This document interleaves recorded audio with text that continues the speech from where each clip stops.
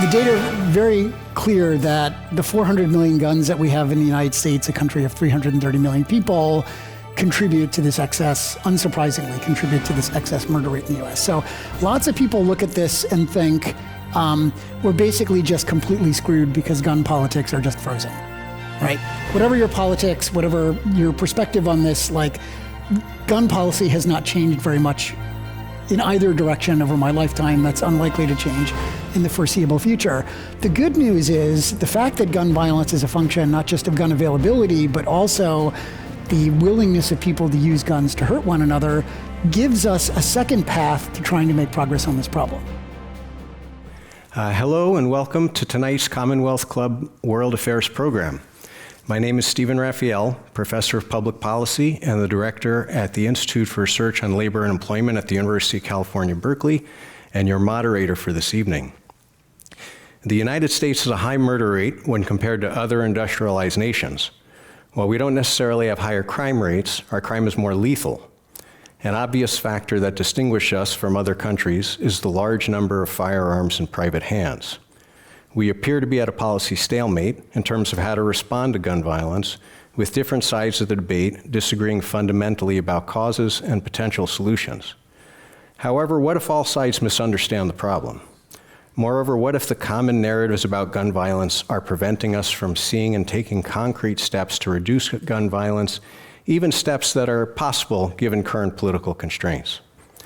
Tonight we will explore the deep-rooted and often overlooked causes of gun violence in America with Professor Jens Ludwig, author of Unforgiving Places, The Unexpected Origins of American Gun Violence, and San Francisco Police Chief Bill Scott. Now let me introduce tonight's guest.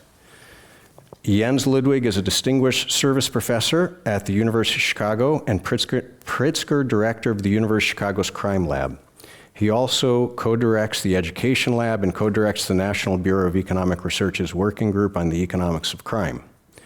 Chief Bill Scott has led the San Francisco Police Department since 2017, bringing decades of experience in law enforcement and community policing. Previously, he spent 27 years working his way through the ranks with the Los Angeles Police Department. Professor Ludwig and Chief Scott, welcome. Thank you. Thanks so much, Steve.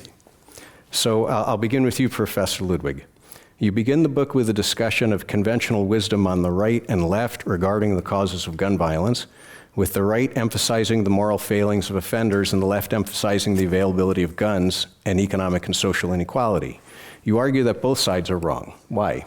Yeah, if you look at the conventional wisdom in America, most Americans think that crime and violence are due to one of two causes. So people on the right mostly tend to think the problem is morally bad people who are unafraid of the criminal justice system. So the only thing that you can do is disincentivize them with the threat of stiffer criminal justice penalties.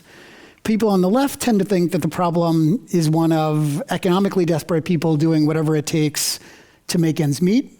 And that leads you to think that the only thing that you can do is disincentivize crime and violence by changing the alternatives to crime, like ending poverty and giving people more jobs. Both of those perspectives have one thing shared in common, which is the implicit belief that before anyone pulls a trigger, they're thinking carefully about what they're doing, that gun violence is premeditated and deliberate and involves some comparison of the pros and cons. And that turns out not to be what most shootings in the United States are. So for instance, in my home city of Chicago, something like 80% of all murders start with words. They're garden variety of arguments that go sideways and end in tragedy because someone's got a gun. And if you've ever been in a really heated argument with someone yourself, you realize that is not the sort of moment when you're thinking clearly about, pros and cons of what's about to happen. And that's a really important point because, so basically incentives are not the thing that matters for you when you're in a high stress moment like that. That's a big deal because our policies for literally 100 years have been all about changing carrots and sticks. No wonder we haven't made more progress. And so I think, as I argue in the book, I think we need just a very different kind of way of thinking about the problem that recognizes that in these sort of high stakes, high stress arguments, people are thinking very quickly, not deliberately, and we just need a very different approach about what to do to address the problem. Chief Scott, so Professor Ludwig noted the very large share of homicides that are best characterized as arguments that get out of hand.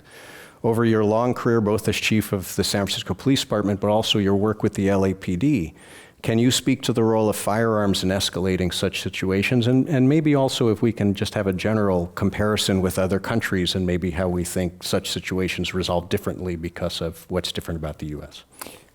Absolutely. Just based on my experience in this profession, most of the homicides and the murders that occur, particularly in large cities, are firearm-related, gun-related. San Francisco, that is the case. I think upwards of 60+% year in, year out of our homicides are gun-related. My time in Los Angeles, it was very similar. So having the availability and the modality of a gun, particularly in a situation where arguments escalate and get heated, it usually turns out to outcomes that aren't good. Homicide, shootings, and some type of injury or tragedy. So I do think that is a huge factor. There's a very plentiful availability of guns in our country.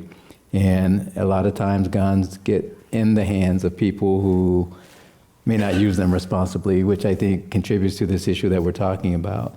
Compared to other countries, many other countries around the world, they don't have the gun violence rates that we have. A lot of countries, particularly in Europe and the UK, they don't have a gun culture like we do here in America. And I know, we are constitutionally protected to own guns and have guns to protect ourselves, but other countries, you don't have that availability, so you see much less gun violence in many other countries because those guns aren't available. So I do think that is a huge factor. And we have to keep working, in my opinion. Constitution is the Constitution, but we have to keep working to find ways to reduce gun violence and reduce guns getting into hands of people who should not have them. Mm-hmm. Thank you. Professor Ludwig, so I think one of the big ideas in the book is surprisingly simple, and you offer a kind of simple equation for thinking about gun violence, which is gun violence equals guns plus violence. And while we seem to be stuck in society addressing the guns part of the equation, you argue that there's much we could do about the violence part of the equation. And so maybe if you could walk us through that equation, and I realize it's the way you're organizing your thoughts, and there's a lot of depth and a lot of complicated thinking behind it, but if you can unpack that for us. Yeah, sure. I think, Chief Scott mentioned that the huge differences in the murder rates between the United States and places like the United Kingdom, every other rich country in the world, almost all that difference is due to more gun murders in the United States. So, and the data are very clear that the 400 million guns that we have in the United States, a country of 330 million people, contribute to this excess, unsurprisingly, contribute to this excess murder rate in the US. So lots of people look at this and think, we're basically just completely screwed because gun politics are just frozen, right?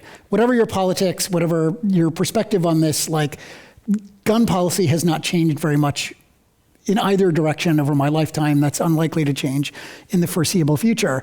The good news is the fact that gun violence is a function not just of gun availability, but also the willingness of people to use guns to hurt one another gives us a second path to trying to make progress on this problem. And so I'll say one optimistic thing and then say a little bit about what cities can do. The optimistic thing here is, if you look at cities like LA and New York, in 1991, the murder rate in LA and New York was almost identical to what it was in Chicago, something like 30 per 100,000 people.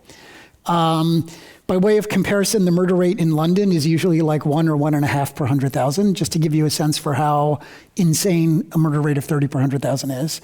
And in the 30 years after that, LA and New York reduced their murder rates by over 80%. And Chief Scott will be much better positioned than I am to describe what the cities did, but to point out that even a city is an island in an ocean of widespread gun availability, can do a lot to reduce the murder rate, even without getting rid of all the guns in America, just by doing a better job on the violence side. So what can we do?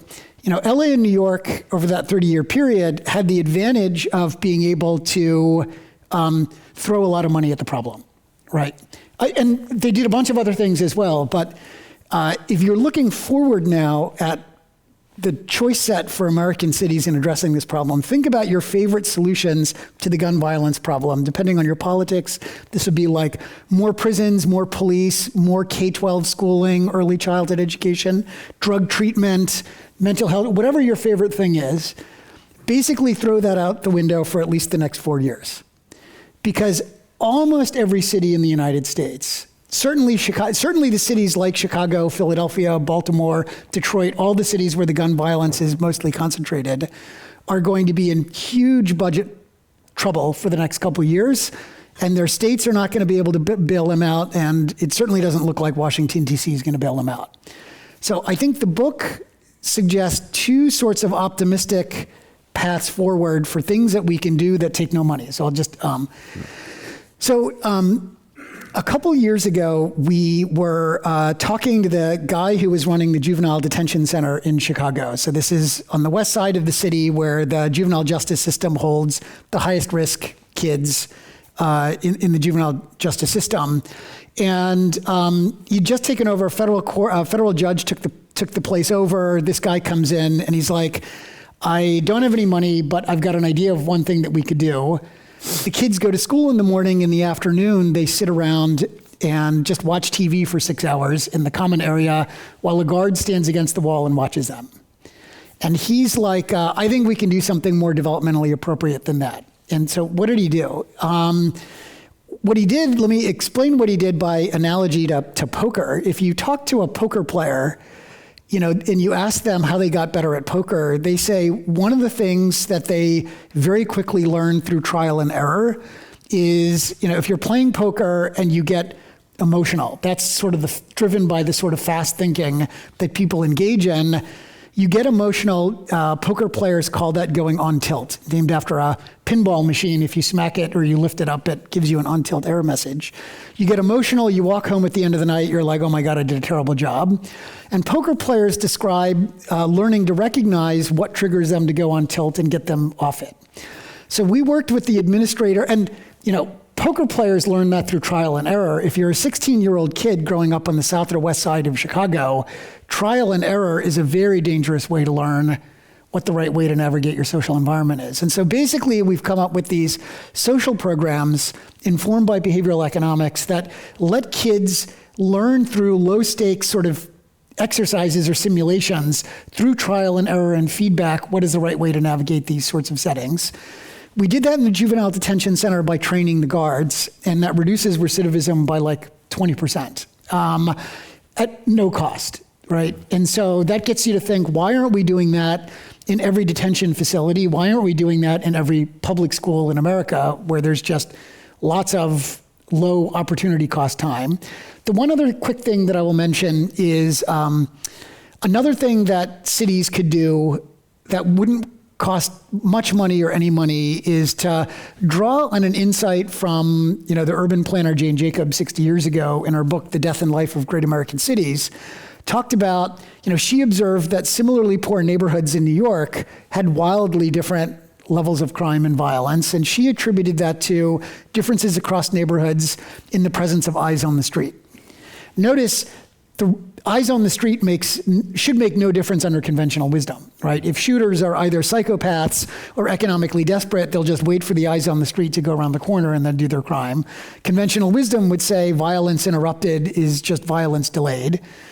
This sort of behavioral economics fast thinking perspective suggests that motivations more fleeting, eyes on the street can prevent violence by interrupting it. And I think most cities around the country could do a much better job. They spend a bunch of money on police. They spend increasingly a bunch of money on violence interrupters, and they're not using nearly enough data to target where they're putting their paid eyes on the street. And I think that is like data is dirt cheap compared to all of the other things that cities do. I think that is an area where cities could get very rapid gains at very low cost. Mm-hmm. And to follow up with you, Chief Scott, so Professor Ludwig is raising this very interesting idea that sort of someone who's on tilt or someone who's off or viscerally stimulated or angry with another person, that those are situations that are likely to erupt in violence, and the motivation is fleeting.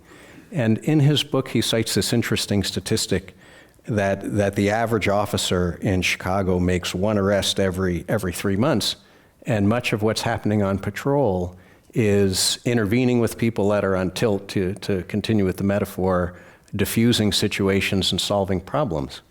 So I guess my question for you is SFPD on a regular basis, are the officers sort of directed to solve problems in this kind of proactive way, and there are other ways to engage? Are there other ways that the police department engages the community with the aim of sort of short-circuiting violence before it happens rather than responding after the fact?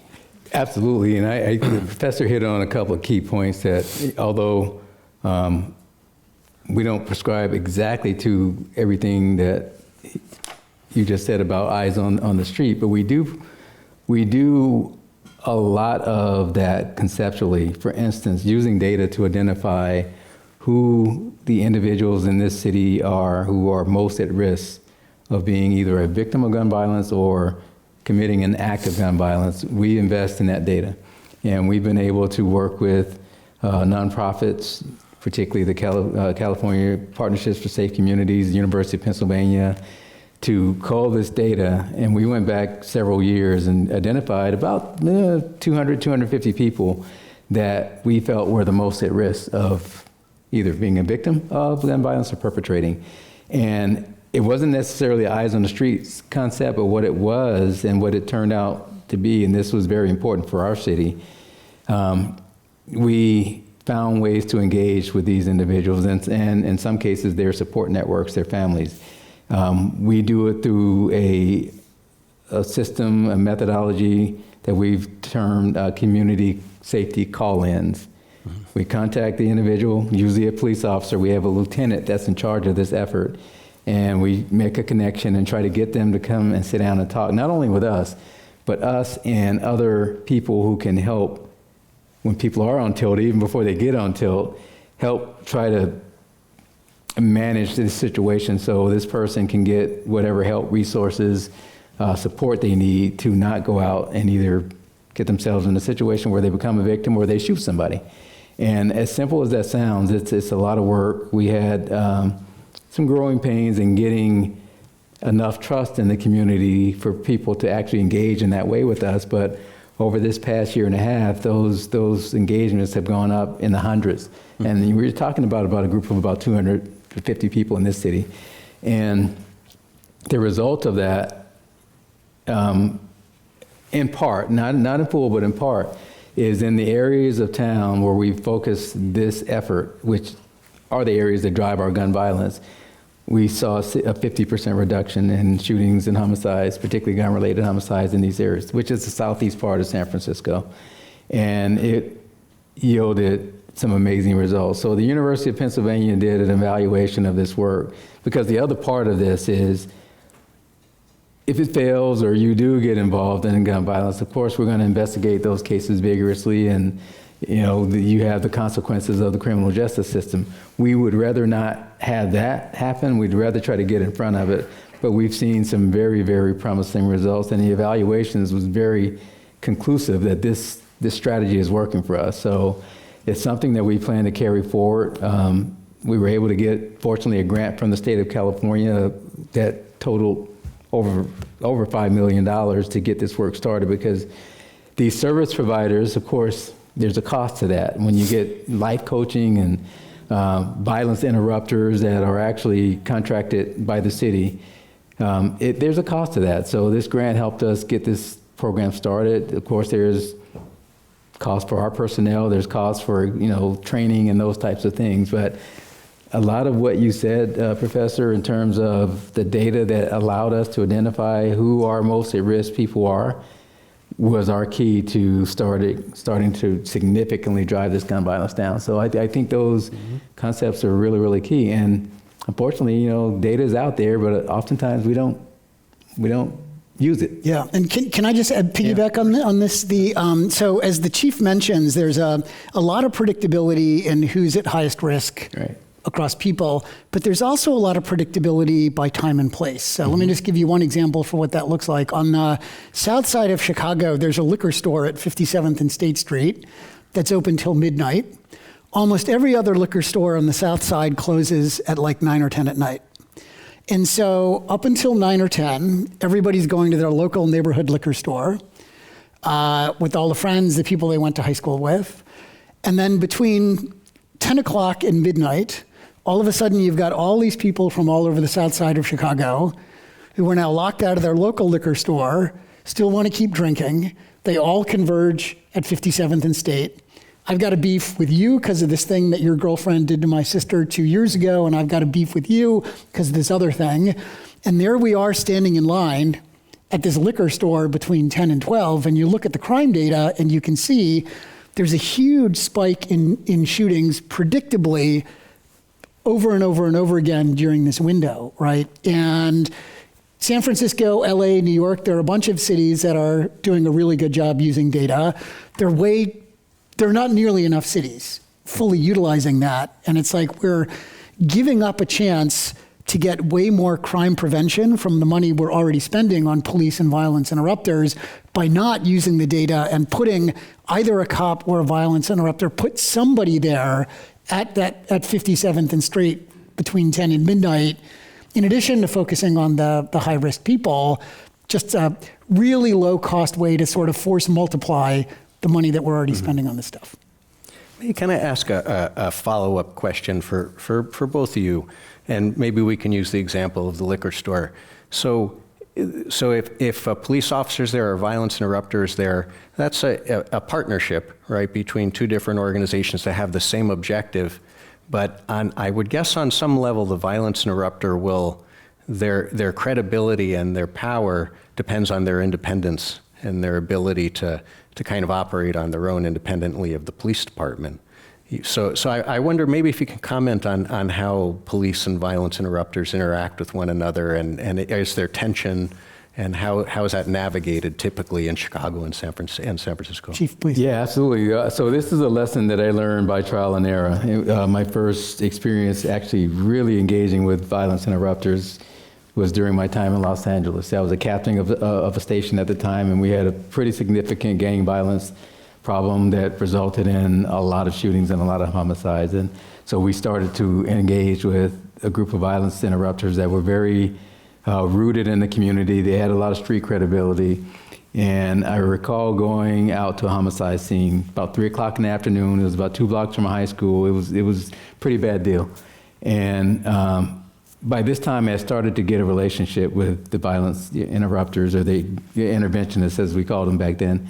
And I went up to one of them, not really thinking. I went up to one of them at the crime scene and extended my hand and, said hi and all this. And he kind of looked at me. He's like, "What are you doing?" Mm-hmm. And I immediately realized that I made a mistake, because their independence and credibility, the last thing they want to be tagged with is either being a snitch for the police or being too close to the police, because when that happens, not only does it put them in danger, they cannot do their work when they don't have that type of trust with the community. So, I apologize, and we got our distance, and it really drove that point home to me about how important that independence is. Behind the scenes, we can talk, we can shake hands and all that, but when we're out there in the community in certain situations, that's not a good thing for them. Mm-hmm. And so it really taught me a lot about that importance, and literally, not being dramatic here, it can put their lives in danger. So it taught me a lesson. And moving forward, that organization and the people in that organization, kind of the same types of strategies that I'm talking about in San Francisco, we employed some of those types of strategies, and we saw dramatic reduction in gang-related shootings and homicides. So San Francisco has a long-standing same type of violence intervention program. The organization in San Francisco is called Street Violence Intervention Program, SVIP, and they do that same type of work. So they show up at crime scenes, they're outside of the yellow tape, and a lot of times they just are very, very good at mitigating when people are on tilt, calming people down, putting rumors to bed, things like that, that will cause further violence. And we have to respect their work, but we also have to keep our distance and recognize that their work is independent from our work. So that's a really, really important thing. Thank you for asking that question, because without that, they don't have the credibility they need, and it just makes the whole process less effective. Mm-hmm. So it's really important. And even, we put on trainings and we train with them. We are all about trying to do the same thing, but we have to have that independence because it's really important to this work for them. Yeah, and maybe just to add to that, so I think the tensions between these two, we were saying backstage, one of the big lessons to me of city politics, as I have been running this research center at the University of Chicago, working with the city for a while, is how hard it is to get any organization to work with another organization. And it's extra true for police and violence interruption organizations. The tensions are easy to see. I think for me, the light bulb moment that went off that got me to see the huge potential complementarities, like why we need both institutions to be working together. I was in the back of a police car on a ride along on the south side of Chicago on a summer Friday night when a call comes out, huge fight in the middle of the street. So lights and sirens, they're going 70 miles an hour over surface streets, they pull up. They get out there like, what's going on? Turns out that teenage girl living on one side of the street had been dating teenage boy living on the other side of the street. They break up. Someone in the teenage girl's family decides it would be a good idea to walk across the street, walk right into the boy's house and punch him in the face in front of his family. And all of a sudden then it's just chaos, as you can imagine, in the street. So the cops say, everybody get in your house. And if we have to come back, we're going to arrest all y'all. And they say, they're yelling a little bit more. They get in the car. And I turn to the sergeant and I say, so that's violence interruption of a sort, right? That's violence interruption, or that's short-term violence interruption. Let me put it that way, right? They cleared the street. Everybody's back in their house. We get in the car. I turn to the sergeant and I say, do you think that solved the problem? And he said, oh, definitely not. We're going to get another call for a shooting on this block for sure. Wow. And I think and so then I said, like, why are we leaving? And he's like, are you listening to the police radio? Like, on the south side of Chicago on a Friday in the summer, like literally every 15 minutes, it's a shots fired or a man with a gun called. Like, they're just racing from call to call, or like, we don't have time to sit around. So you have to complement, when there's a huge group of people in the street, you need somebody with the authority of the police to come in and immediately break that up. But now you've got this family on this side of the street super pissed off at this family on this side of the street, and no one's moving in the near future, right? So somebody's got to help these two families then figure out how to not be the Hatfields and the McCoys.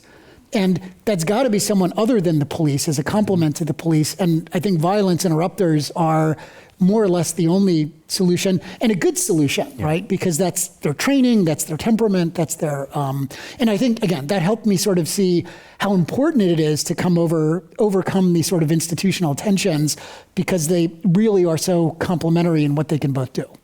Oh.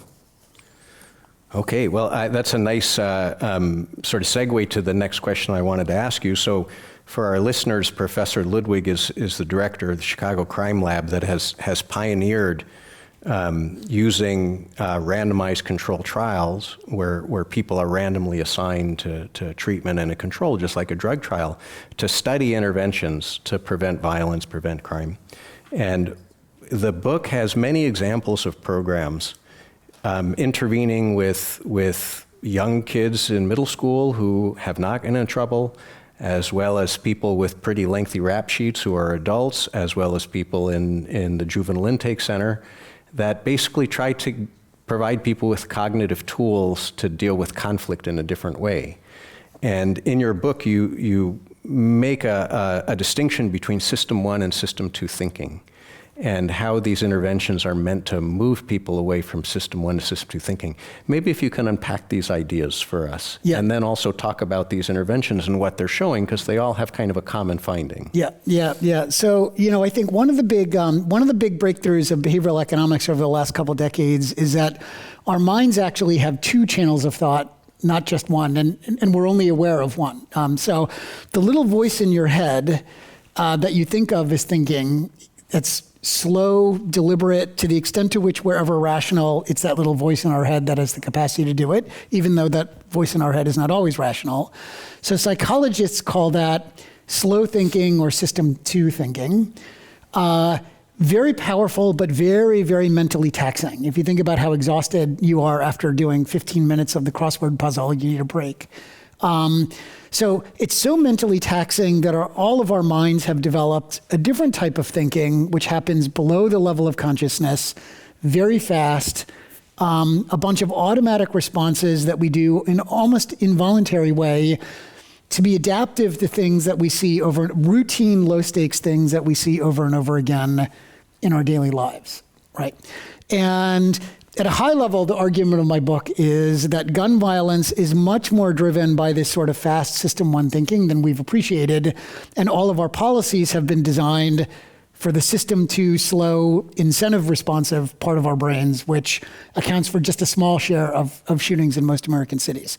So what do these programs look like? One of the things that we know about under-resourced neighborhoods in American cities is the adults there are overwhelmed, right? And like if you're a kid walking to school in one of the high violence neighborhoods on the south side of Chicago, and someone challenges you for your lunch money, the police, the teacher, everybody is overwhelmed by really serious problems in that neighborhood. You quickly learn that you're on your own. And you learn that when challenged, your system 1 learns the right response is to push back, and push back hard, because what you're doing is not just as a retribution for what someone just did to you, but you're signaling to everybody in the neighborhood. It's like forward looking. You're signaling that you're not an easy victim, right? And that's because if I hand over my lunch money today, tomorrow they're coming for my jacket, the day after they're coming for my phone, so I've got to send a signal right now. And that sort of response might be adaptive or useful for most of the situations kids face on a day-to-day basis, but can end in tragedy when someone's got a gun. So what these programs do is, and that's like basically being on tilt. Someone provokes you, your system 1 kicks in, and off you go. So let me just explain, give you an example of what these programs look like. The very first study that my research center did was of a program called Becoming a Man, run by a Chicago nonprofit called Youth Guidance. So they get the kids out of an academic class, and this is like middle school and high school boys on the south and west sides of Chicago. They pair us up, so the chief and I would be a pair. They'd give me a rubber ball, and they'd say to the chief, "You've got 30 seconds to get the ball from Jens's hand. The only rule is there are no rules." So what most of the high school and middle school age boys do in the chief's position is they just basically beat the crap out of me for 30 seconds. They'll try and pry open my hand, break my pinky, can't get the ball, put me in a headlock, that doesn't work, punch me, and then they call time. And then they give you the ball, chief, and then I do the same thing to you. And then the counselor comes back and debriefs and says, okay, chief, what strategy did you try? And the chief will say, well, I tried to pry open his hand. He's stronger than he looks. I think it broke his pinky. That didn't work, so I put him in a headlock, and that didn't work. And then I punch him in the stomach, and then you call time. And then the counselor will say, why didn't you ask him for the ball? So Youth Guidance has done this program over the last 10 years. We've looked at the data. They've done this with something like 10,000 kids. And Youth Guidance tells me that literally not more than 10 kids out of 10,000 ever ask. And so the kids in the chief's situation there, in response to the program counselor's question, will say some version of, oh, if I would have asked for the ball, he would have thought I was and you can imagine what the chief says. And then the program counselor will turn to me and say, Jens, what would you have done if the chief had asked you for the ball? And I'd say, I would have given, it's just a stupid rubber ball. I would have given it to him. And what that shows you is it shows you that this sort of fast thinking assumption, this fast thinking automatic response that might normally be useful to you out in the world can sometimes be wrong. And the program doesn't tell you don't fight. The program is basically just saying, when you're about to get into a fight, make sure that this is a situation that you really need to. And you can see this is like trial and error here with low stakes feedback. It's like I've put you in a position where I'm holding up a mirror to your going on tilt and not slowing down and spending that extra couple seconds thinking about, like, questioning your assumptions. And when we do a randomized control trial of these programs, you can see reductions in violence involvement of 30, 40, 50%, right? Those programs are not threatening kids with extra punishment. They're not ending all of the really important, huge social problems in the city of Chicago, but they are generating huge reductions in violence involvement and reductions in illegal gun carrying, for that matter, as well. It just seems like a super, super promising complement to all of the other things that we've been thinking about to address the problem. And Chief, are you aware of similar efforts to get kids to be more deliberating in San Francisco as well? Not to that degree, but I do. I mean, I think this is fascinating. I do know that even at the adult level, interaction, some cities do dispute resolution mediation. So people are taught, reprogrammed, whatever terminology you like to use for that, but they learn how to handle confrontation more peacefully and more effectively. And I think for adults it works. And I've seen it work with adults, and sometimes that's court-ordered, and sometimes cities have these types of programs, and they have been shown to reduce violent confrontations. I think it's a really fascinating body of work. We don't have anything particularly to that degree, but that work that I described earlier with our identification of the most at-risk people for gun violence, there's a component of at least trying to address that through life coaching and skills building types of counseling that we try to get to. So far, anecdotally, I will say with our reduction in gun violence, I think a combination of that and just engaging and giving these individuals an off-ramp for violence has yielded dividends. But that's a really fascinating body of work that Professor Ludwig has just described. I definitely would like to learn more about it. Great, and just to build on this too, just to highlight the point that this really is not about any particular group of people. This is universal to the human mind, and the key thing is just the difficult situations that people find themselves in. Is some colleagues of mine at the University of Chicago did a version of the Becoming a Man program with Chicago police officers as part of their required 40 hours of annual training. Police are also in very high stakes, mentally taxing situations where they're often relying on quick system one assessments of assumptions of what's going on that sometimes turn out to be wrong, right?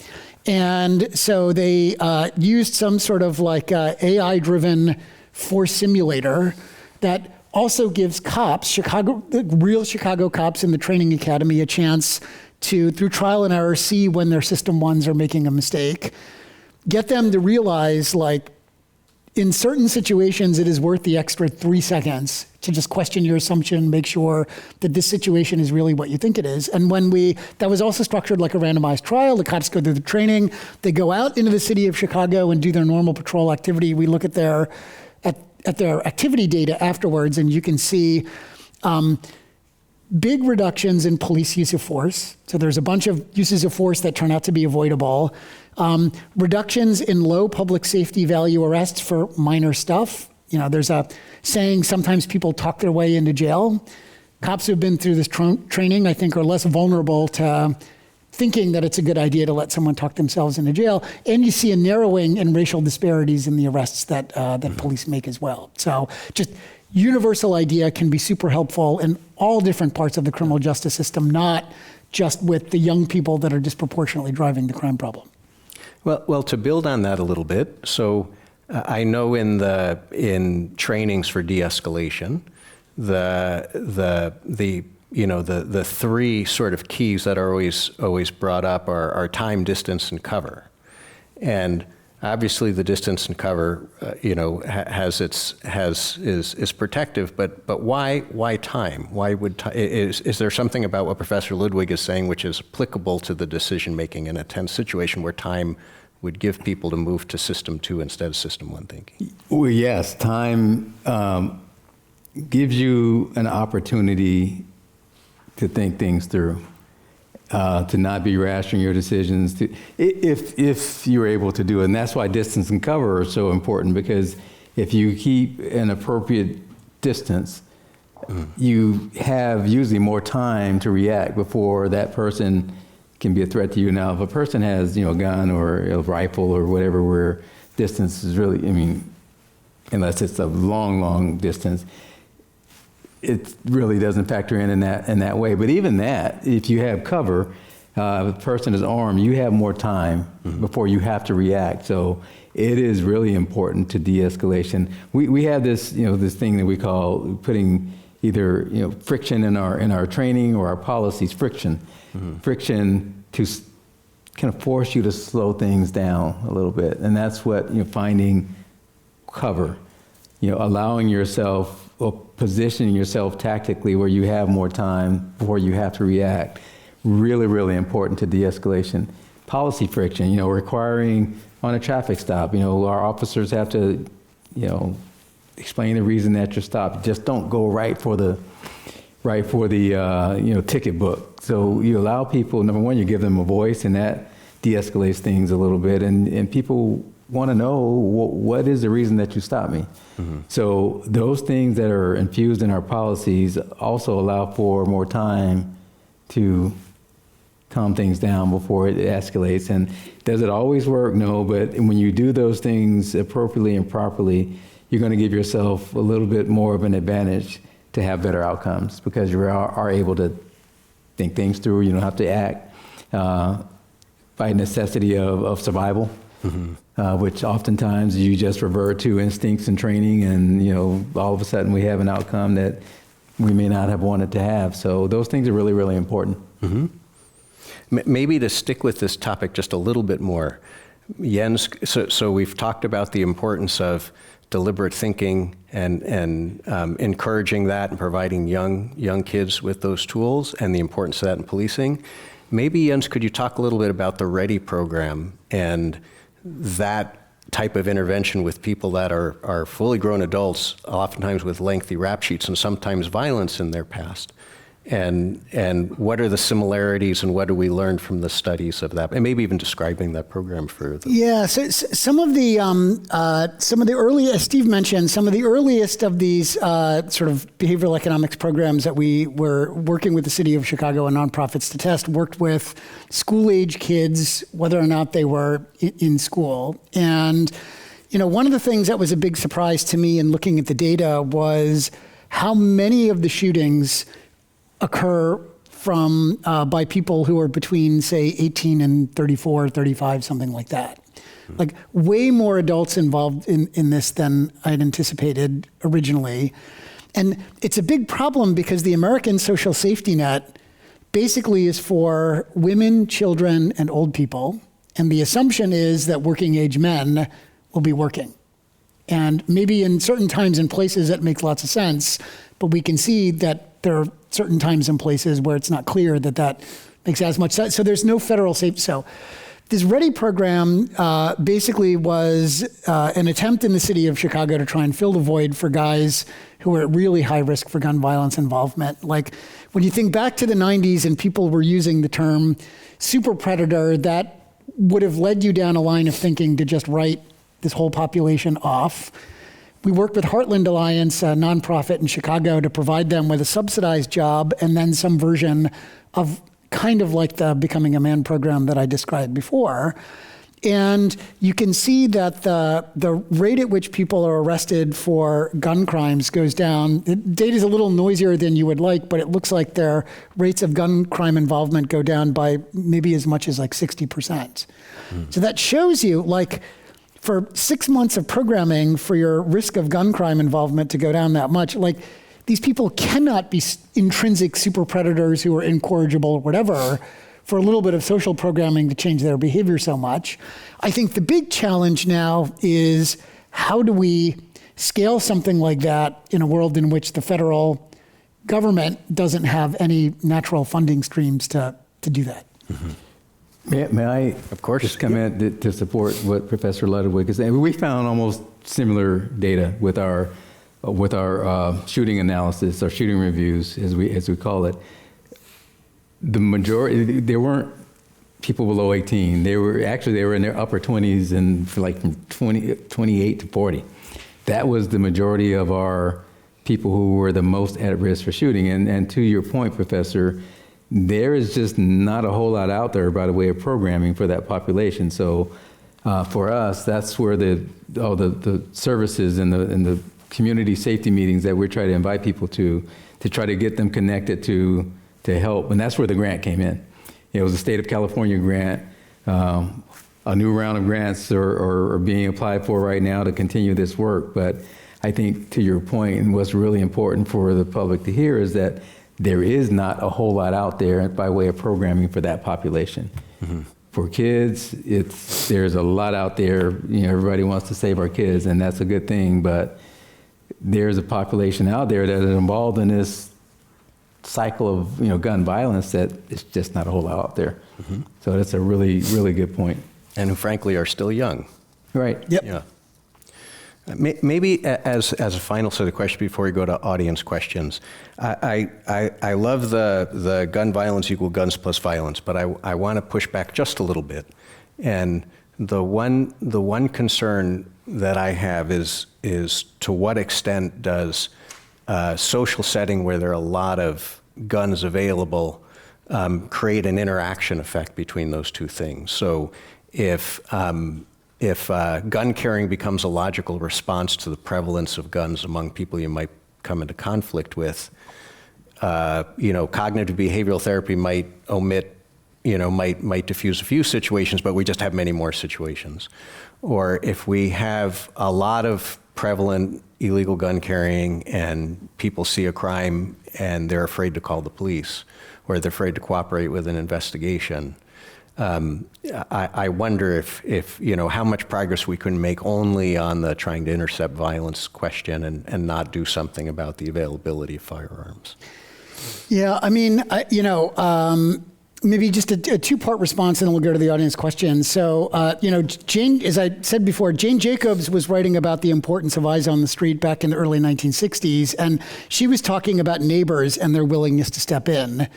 In Greenwich Village in 1960, they were not living in a gun-saturated environment, and so it made a lot more sense for neighbors to be able to sort of step in.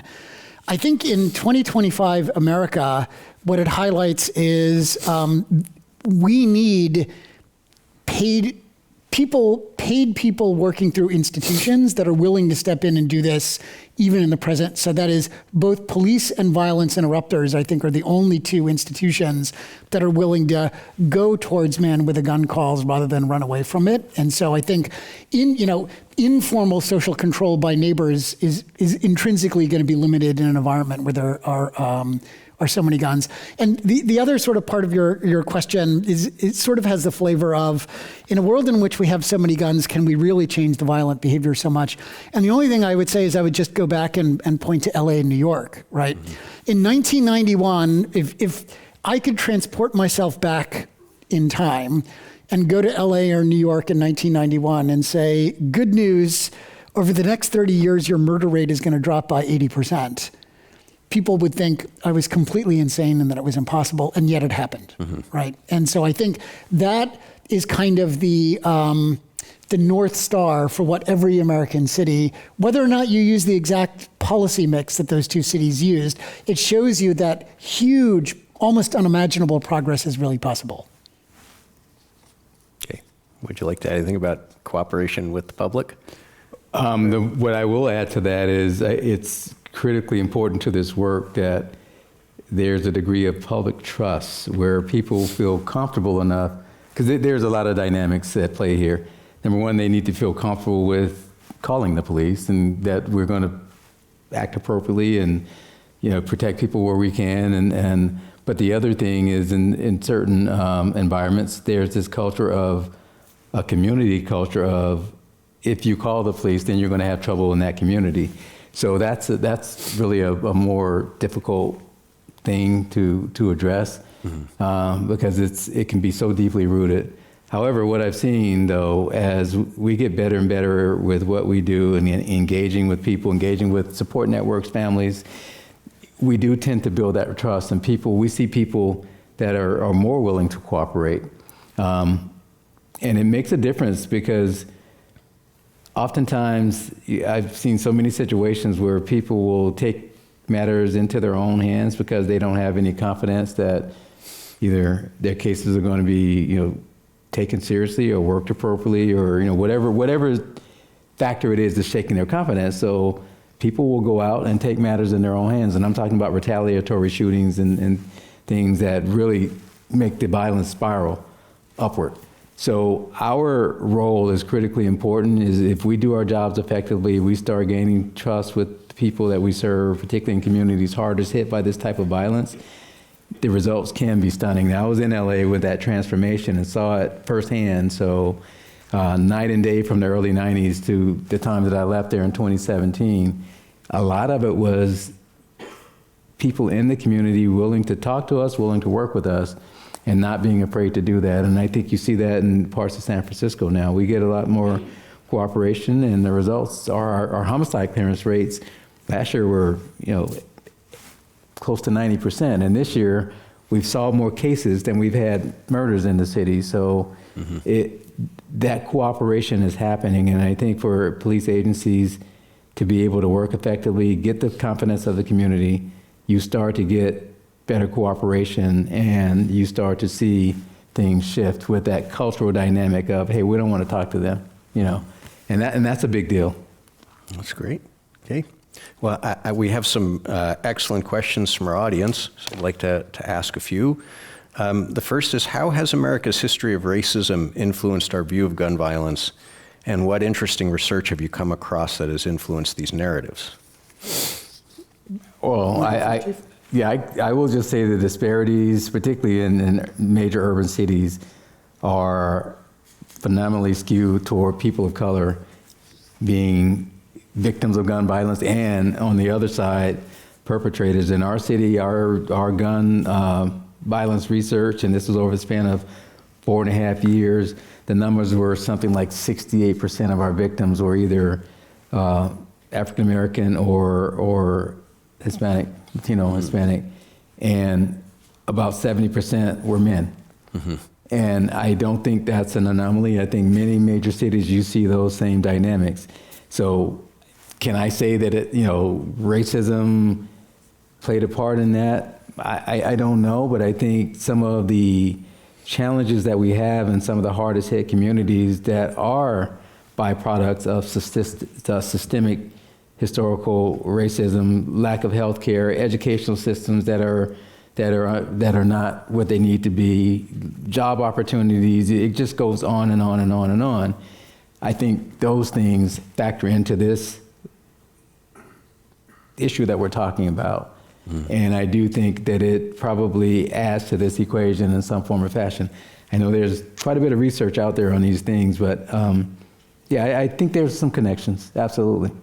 Yeah, and just to add to that, I think, Chicago being famously one of the most segregated cities in the United States, you can see where the gun violence problem is concentrated in the city. And all of the resource disparities in the city wind up contributing massively to the gun violence disparities. And maybe the one small thing that I would add to what the chief said is we spend a lot of time thinking about the sort of the causal arrow from root causes to gun violence. And I think maybe not enough attention to the causal arrow in the other direction of gun violence to root causes. Mm-hmm. And I've come to think that gun violence in many ways is like the key to unlocking a lot of what we want to do in communities beyond that. Like the city of Chicago, maybe 10 years ago now, gave millions of dollars of city subsidies to Whole Foods to put a store into the Englewood neighborhood on the South Side, one of the historically most violent neighborhoods. And a year or two ago, that closed. And maybe not surprisingly, people from the rest of the South Side turn out to be reluctant to go shopping in Englewood, given the high levels of gun violence. I think the flip side of this is we have lots of neighborhoods in Chicago where once we've been able to start getting the gun violence problem under control, more people are willing to move in or at least stay in the neighborhood. More businesses are more willing to move in or stay.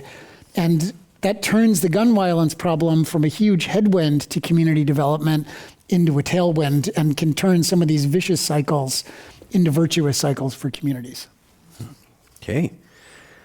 How can we understand spontaneous interpersonal conflicts influencing gun violence when considering America's mass shooting epidemic? You want me to take that? You want to? Yeah. Yeah, I think. I'll weigh in after you take. Yeah, I think maybe two things. Most school shootings are probably not what you think, right? Most school shootings are not Columbine. Mm-hmm. Most school shootings, as I understand it, are two kids are pissed off at one another over some actual slight or perceived slight or retaliation for some previous whatever, and a kid brings a gun to school and shoots this other kid that they've got something with, right? I think that very much fits the pattern of violence that we're talking about here. I think there's another category of school shooting, which is like the school mass shooting, which I think very disproportionately involves extreme mental illness, and I think has a very different kind of underlying cause and a very different kind of response. And something that's very, very hard to, in some sense, we have created a extraordinarily difficult problem to solve there because we have 400 million guns in a country of 330 million people, and a very, let me diplomatically say, a very shaky safety net for people with mental health problems. And those two things do not go well together, and I think are really fueling a lot of these like insanely heartbreaking mass school shootings that understandably command so much public attention and concern. Yeah.